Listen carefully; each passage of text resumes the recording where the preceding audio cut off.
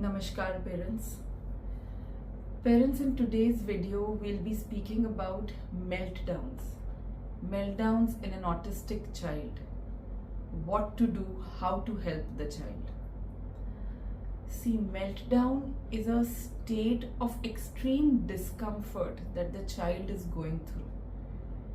Often it is unprovoked. It is very difficult to actually identify what the trigger is. But if you have an understanding, if you know that okay, my child's body language is changing, he's becoming more anxious, he's becoming irritable, and if you can identify the triggers, then that's great. Triggers like change in routine, extreme tiredness, hunger, thirst, sleep, want for sleep but not able to express, extreme amount of sounds, lot of crowd, lot of smell, perfumes, scent. Any of these stimulus can be extremely overwhelming for a child and can result in a meltdown. So if you can identify the trigger and distract the child or keep the child away from those triggers, good enough. But very often a meltdown is without any trigger. Suddenly you see that the child is shouting, or the child is hitting himself or biting or hitting his head on the floor or on the wall, and you have no idea what triggered it. What to do then? See, firstly, understand, I always tell this to myself also and to my teachers and to the parents.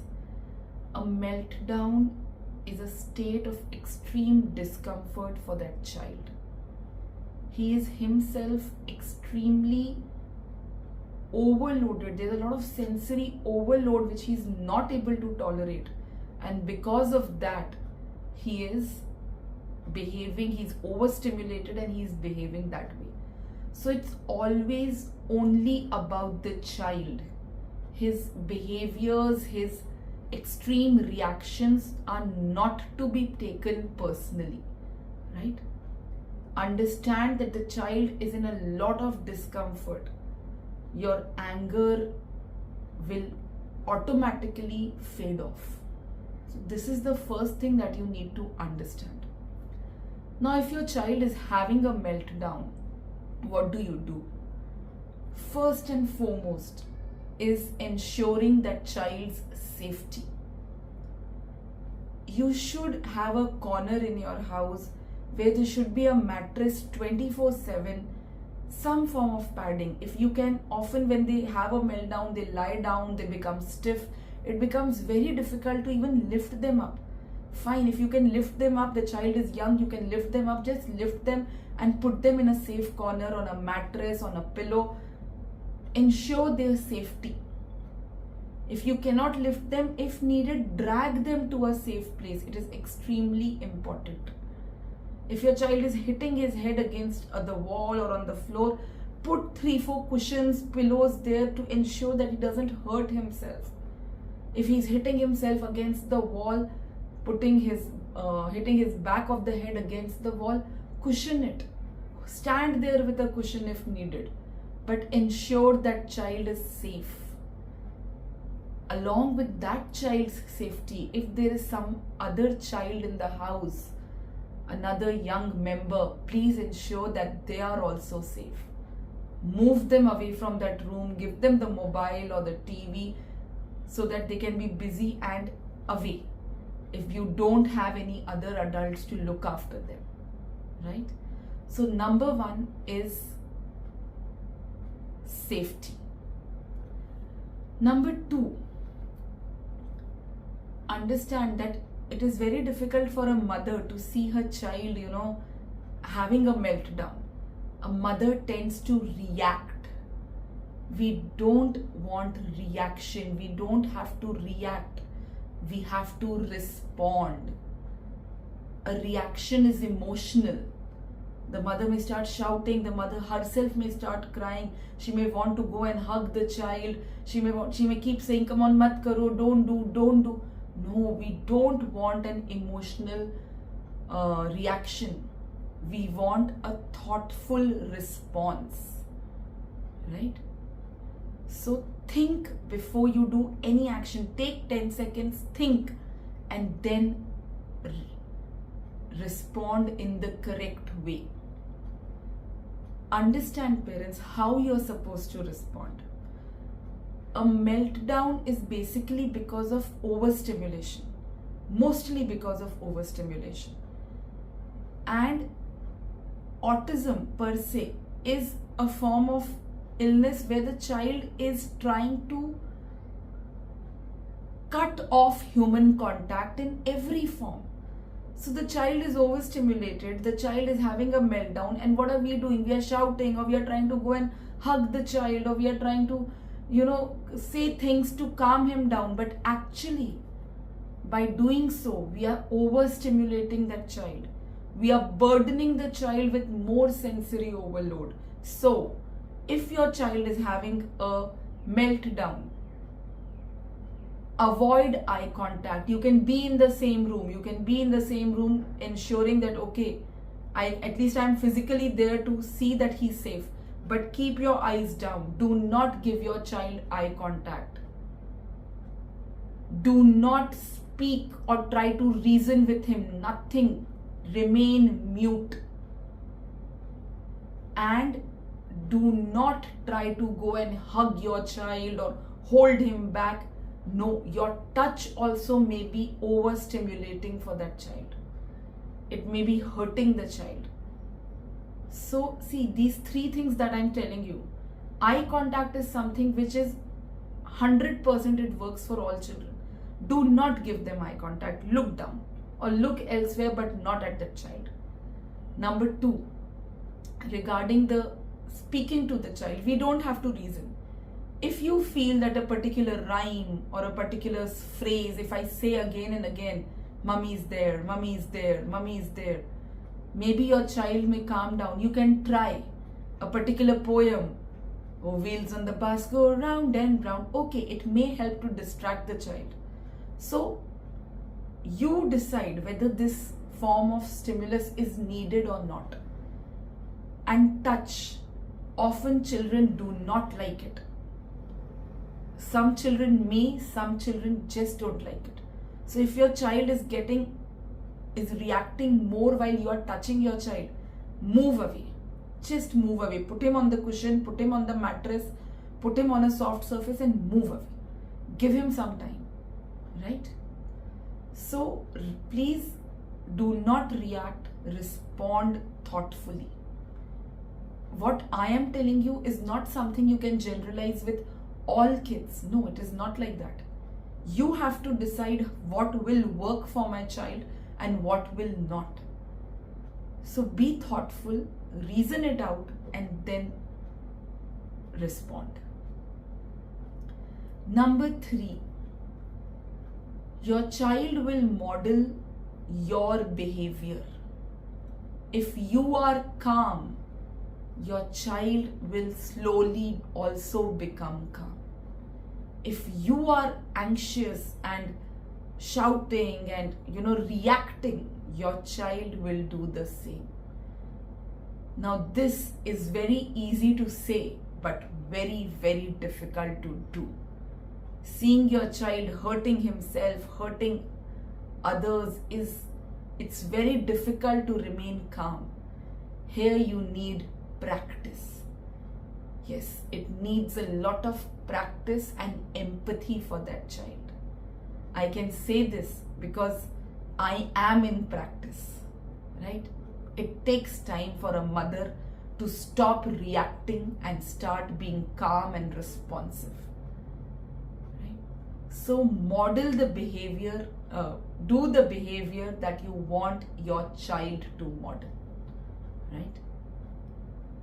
Number 4, there should be a corner in your house. If you have a big house, you can dedicate a room. If you have a small house, you can dedicate a sofa or a small mattress in one corner of your house, where you keep certain amount of choices for your child. a corner where there is a puppet, there is a spinner, there is his favorite teddy bear, there are certain textures available, there is a mat, there is a blanket, there are certain toys, a storybook. If your child likes colors, he likes blocks, all forms of distractions that possibly your child likes should be laid out on that mattress. And the child will decide whatever he wants, whether he wants to engage with the puppet, or he wants the storybook, or he wants to scribble with the crayons. Let the child decide. Give him options. If you want a punching bag, you want to give your child cycles, there should be a corner where certain amount of choices should be available for your child to get some form of comfort during that meltdown. Something may work, something may not, and we do not know what will work for that child. So give that child choices. Keep his shoes also there. He may want to go out. He'll wear his shoes, so you'll come to know, okay, if your child is non-verbal, you'll come to know, okay, I can take him out, he'll calm down. I can give him different textures. Okay, my child normally likes to play with the sand, or he likes to play with the water. Okay, fine, I'll keep that texture, that sort of material available. So there should be a corner wherein some 7-8 choices should be available for your child when he is having a meltdown. Right? And lastly, a lot of parents tell me this: how do we tell our child that we are there to comfort him? He doesn't let me touch him, he gets angry if I speak to him. How do I tell him that I'm there? Your presence in that room is sufficient for that child. Every child does not want a hug. Every child does not want a reassurance. No, it doesn't work that way. Just your physical presence is comforting to that child. But you have to give that child time to settle, to become again in equilibrium. You have to give that child time. So, this is what you need to understand, that it is only about that child. Okay? Now, this is a situation where the child is having a meltdown at home, in his secure zone, in your secure zone, in your known area. What if a child has a meltdown outside? You take him to the restaurant, you take him to the mall, you take him for a holiday, and there in the crowd he's now decided to have a meltdown. Okay, now your child is on the floor and he's shouting or he's crying and people are judging. What do you do then? Number one, you ignore everybody. Your child is having a problem. Minimum you can do is ensure to be able to help him. Forget everybody. We cannot change the people around us, but yes, what we can and what we have to do is to help our child. So, first thing is ignore everyone else. Number two, go to your child and take him to a safe spot. If your child is in the middle of the road, he's in a restaurant, in the middle of a restaurant, just if you can lift him, fine. If you cannot lift him, just drag him to a safe place, a safe corner, right? Thereafter, if you can shield your child, there are so many people, there are lights, there are sounds, you don't have a control on them, but you have a control over yourself. You can just shield your child. You're wearing a dupatta, you can just cover him with that dupatta. You're wearing a sari, you can take him, you can just embrace him in it. Give him a corner where he's shielded from all those stimulus, right? So do this first. If your child is small, you can try in a public place, you can try to embrace him, hug him, lift him. If your child is big, you can just sit beside him. Keep your hand on his shoulder or on his thighs, and just ensure him that, child, I am there. Amongst all of these, I am there to help you. So give him that safety and that reassurance, right? Number 3, again, be calm, parents, be calm. It is very difficult. I know it is very difficult, but be calm. Number 4, whenever you are going out, please carry certain distractions with you. Certain distractions, I won't call them, certain comforters with you. Your child's favorite toy, his favorite napkin, his favorite clothes, his favorite shoes, his favorite blanket. Just, you'll have to carry these things. A puppet, his favorite maybe audio recorded on your phone. You will have to have certain amount of things with you and give it to him when he's having a meltdown, right? You know, I had this mother who told me that, ma'am, I took him to a marriage, and there, during the marriage, he had a meltdown. What could I do? You know what that mother did? She dragged him to the one secluded corner. She put him down on a flat surface and she lied down on him. And with that pressure, sort of deep compression that child got, he slowly he became comfortable. You know, so parents, what I'm trying to say is, you know, you are the one who are dealing with your children. We can give you ideas, we can give you suggestions, but when you're practically there, it's you and only your judgment and your thought that will help your child, right, parents? So that is why it is important to not being emotional, be thoughtful. And this does come, but it takes a lot of practice, right? And sometimes there are times when, you know, we try out everything, but still the child continues to have a meltdown. He's hitting us, we are trying to help him, he's hitting us, he's pushing us, he's biting himself, he's hitting himself, and we don't know what to do. We are doing everything that we can think of. At that point of time, just give yourself this reminder again and again that this will pass. It is just a phase, it will pass. I have to remain calm, this will pass. My child will settle, this will pass. Just keep saying this to yourself. It will give you that reassurance. That child needs reassurance, but that mother or that parent who's standing there also needs to be comforted and reassured. So give yourself also that reassurance.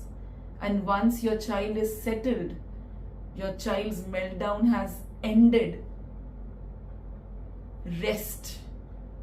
Give your child also rest and give yourself also a rest. Lie down and rest. So, you know, it is very important at these points. You know, in my center, a child has a meltdown. I do groups, big groups of children are in the center at the same time. And when that one child has a meltdown, it can, you know, it can evoke another meltdown in another child. That happens. And over the years, it's been 8 years and I've been dealing with this day in and day out. Now I am in control. I know that I cannot lose my temper. I have to remain cool. I have to help that child. You know, so it takes a lot of patient effort and a lot of empathy to deal with these things. And always remember, parents, that you are not in this alone. There are a lot of people out there. There are other parents, there are other teachers, other therapists who are also dealing with this. And they are, over the course of the day or over months, they are devising their own methods of helping their children. You are also one of them. So don't feel alone and don't feel miserable and don't feel pity for yourself. It is never about you. It is only and only about that child. Right? So do try these at home, try these ways, help your child, be empathetic, and be reassured that whatever you do for your child will help him, will be of benefit to him, right? A mother's prayers, a mother's touch also has healing powers, right? So have full confidence in whatever you do. Okay, parents? Yeah, so please let us know your feedback, share the video, like the video, subscribe to our channel, and let the Shakti spread. Vijay Bhava Tatha Astu. Namaskar.